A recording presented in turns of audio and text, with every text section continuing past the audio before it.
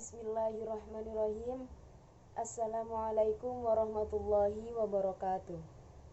Alhamdulillahirabbil alamin wa bihi nasta'inu ala umuri dunya waddin wassalatu wassalamu ala asyrafil anbiya'i wal mursalin wa ala alihi wa sahbihi ajma'in amma ba'd.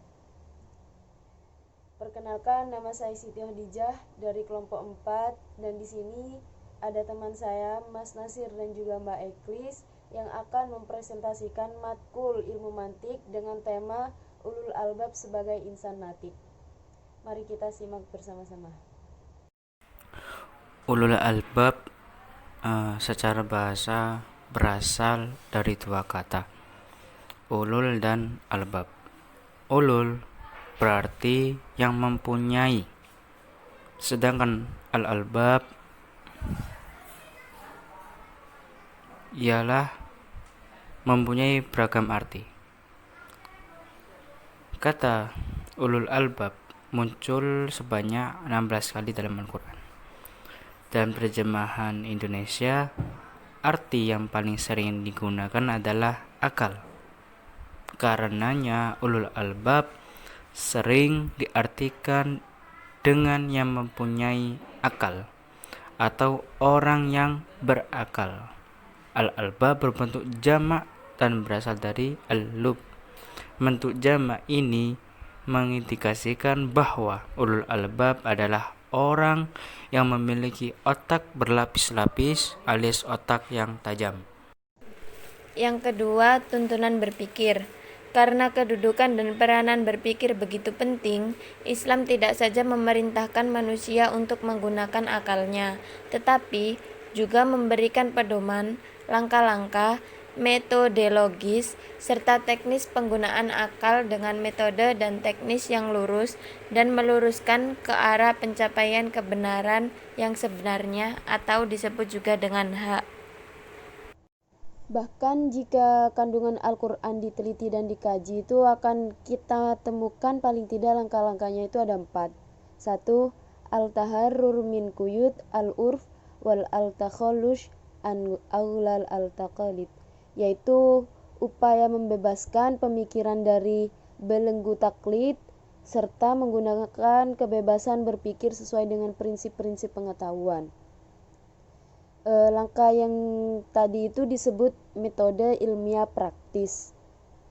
Terus yang kedua, al-ta'ammul wa al-musyahadah, yaitu langkah meditasi dan pencarian bukti atau data ilmiah empirik. Dan yang ketiga, al-bah wa al-muwajanah wa al-istiqra, yaitu langkah analisis, pertimbangan, dan induksi. Dan langkah yang ketiga ini merupakan kegiatan penalaran dengan pedoman pada prinsip-prinsip penalaran untuk menemukan kebenaran ilmiah dari data-data empirik yang ditemukan.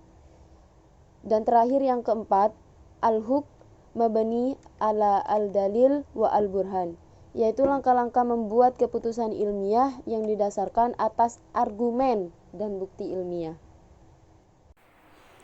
Selanjutnya, Al-Quran memberi tuntunan agar dalam kegiatan ilmiah digunakan 3 potensi instrumen untuk memperoleh ilmu pengetahuan secara terpadu.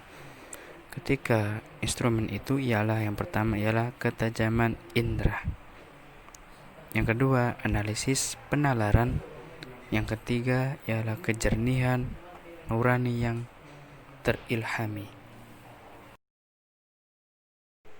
Selanjutnya, urgensi berpikiran insanatik. Salah satu ciri yang membedakan manusia dari hewan terletak pada potensi nalar atau yang disebut dengan natik. Kegiatan nalar atau kegiatan berpikir dalam merenungkan objek pikir. Eksistensi dan fungsionalisasi akal dapat meningkatkan derajat dan status keberadaan manusia dalam menjalankan tugas sebagai pemegang amanat, ibadah, risalah, dan khilafah di muka bumi ini.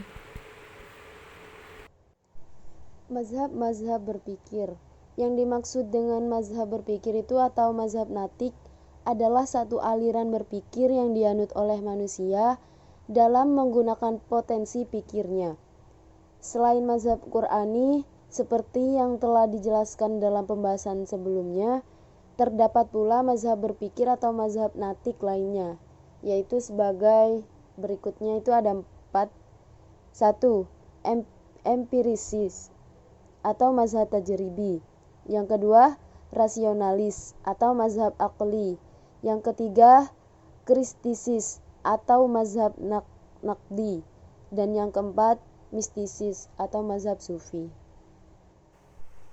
Sekian dari kelompok kami, semoga dapat dipahami dan semoga bisa dimengerti. Sekian, terima kasih. Assalamualaikum warahmatullahi wabarakatuh.